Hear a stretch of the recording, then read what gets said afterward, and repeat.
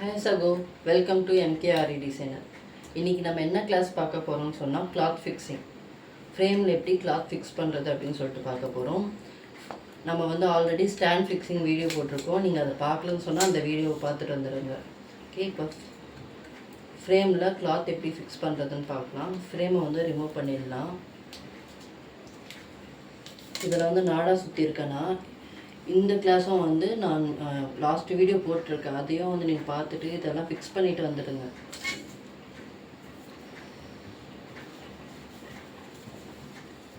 Cloth போட்டுக்கலாம்.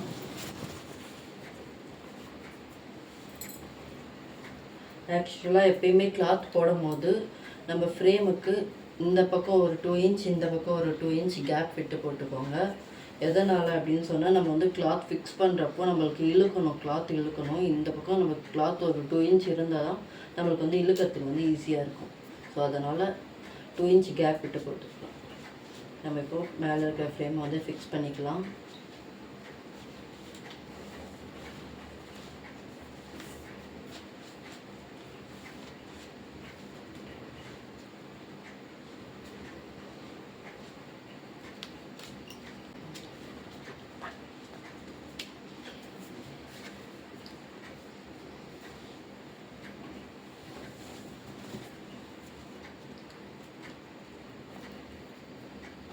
Frame வந்து fix பண்ணியாச்சு. இப்போ கிளாத்து பாருங்கள், நம்மளுக்கு இந்த மாதிரி லூஸாக இருக்கும்.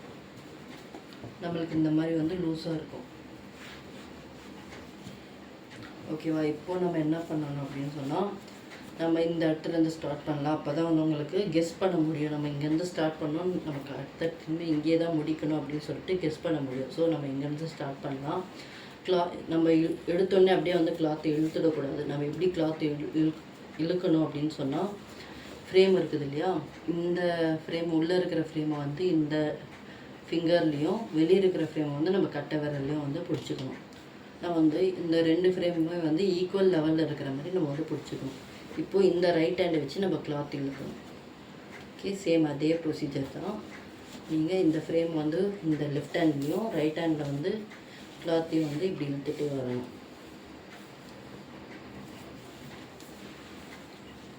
உங்களுக்கு இந்த சுருக்கம் இருக்குது இல்லையா, அது போகிறது நல்லாவே தெரியும் பாருங்கள். இந்த கிளாத்தில் இப்படி இழுக்கும் போது உங்களுக்கு அந்த சுருக்கம் வந்து கிளியராக வந்து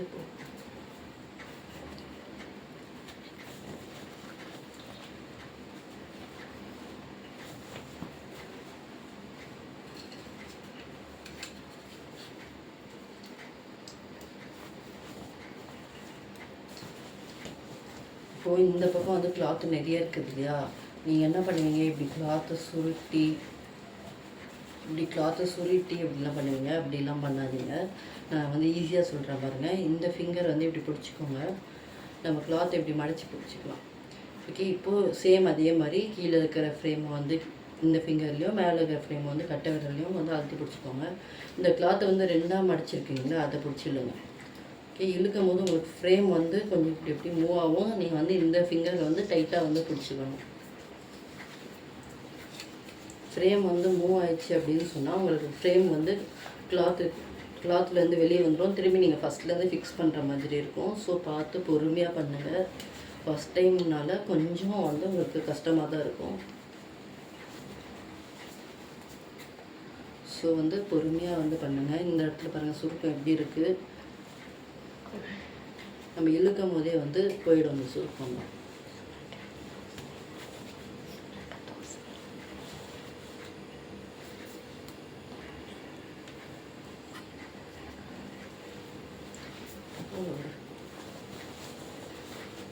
உங்களுக்கு இழுக்கும் போதே போயிடும். இப்போ பார்த்தீங்கன்னா நான் இழுக்கும் போது உங்களுக்கு இந்த ஃப்ரேம் வந்து வெளியே வருது. ஸோ நான் வந்து கையை வந்து பிடிக்கல இல்லையா, ஸோ அந்த ஃப்ரேம் வந்து வெளியே வருது. ஸோ திரும்பி நான் வந்து இப்படி அட்ஜஸ்ட் பண்ணணும்.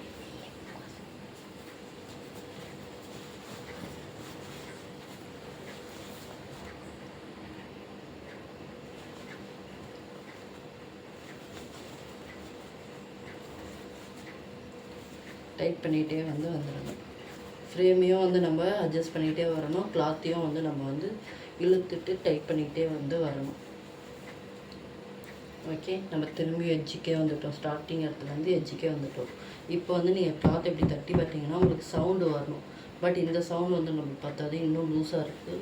ஸோ இப்போ நம்ம என்ன பண்ணணும் அப்படின்னு பார்த்தீங்கன்னா, இந்த இடத்துல நம்ம திரும்பி டைட் பண்ணணும். இந்த ஸ்க்ரூ இருக்குது இல்லையா, இந்த ஸ்க்ரூ வந்து பிடிச்சிக்கிட்டு இந்த இதை வந்து பிடிச்சிக்கிட்டு பாக்ஸ் மாதிரி இருக்குது இல்லையா, அந்த த்ரெட்டை வந்து பிடிச்சிக்கிட்டு நம்ம இந்த ஸ்க்ரூ வந்து நல்லா டைட் பண்ணணும். உங்களுக்கு திரும்பி டைட் ஆகும்.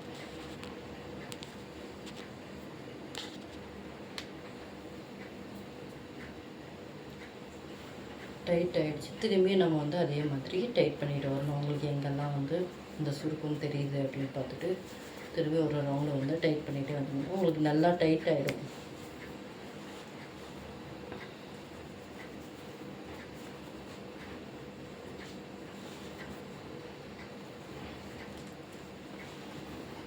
ஃப்ரேமையும் அட்ஜஸ்ட் பண்ணிகிட்டே வரணும். நம்ம கிளாத்தையும் வந்து டைட் பண்ணிகிட்டே வரணும்.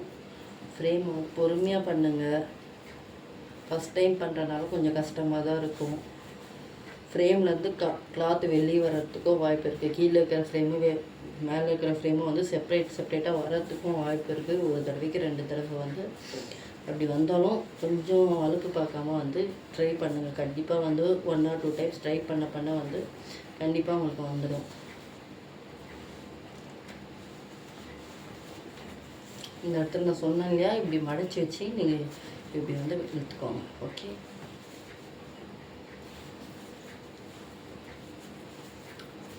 இந்த இடத்துல இருக்கிற கிளாத்தை வந்து சுருக்காமல் இப்படி டபுள் கிளாத்தாக மடித்து இழுத்துக்கணும்.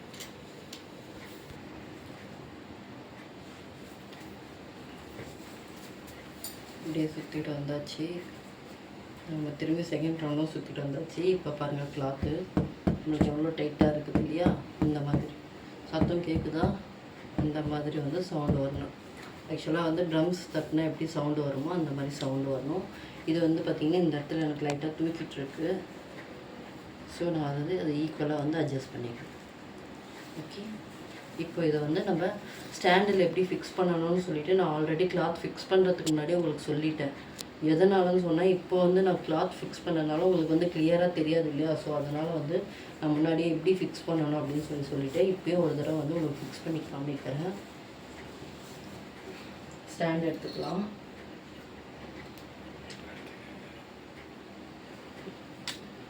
ஸ்டாண்டு வந்து ஆப்போசிட் சைடில் தான் வைக்கணும்னு சொன்னாங்க இல்லையா. ஸோ அதே மாதிரி ஸ்க்ரூ ஆப்போசிட் சைடில் இருக்கிற மாதிரி வந்து வைக்கலாம்.